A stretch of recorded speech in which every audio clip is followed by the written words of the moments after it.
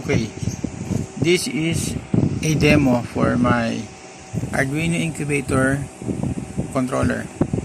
This demo is for the mister, to increase the humidity. Okay,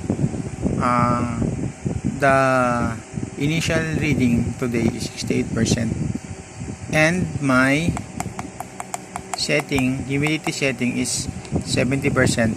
So it means that the mister is working. Okay, there, this is the indicator that the mister is working. This is my mister.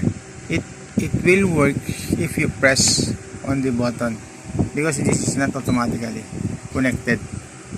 Okay, there is a ventilation to increase the humidity. Okay, now my set value is 70% and the reading is 67%.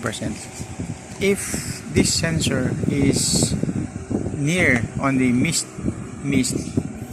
the humidity increases, and if it reaches 70%, the mister will turn off.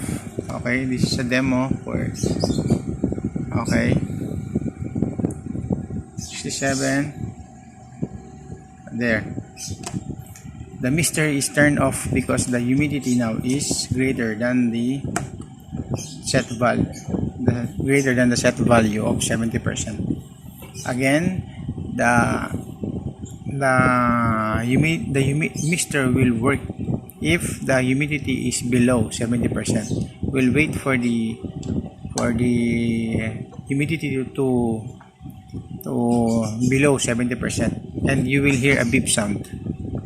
It means that the mister is active. Okay, let's wait. There, mister is active. There, we need this is turn on because I can click on the power button. There. Okay. I will put again the sensor on, and the power is cut off. Even if I press this one, this is not enabled because the controller is more than the set value. This disables the power of the mister. So that's my demo for the misting of my Arduino Incubator controller.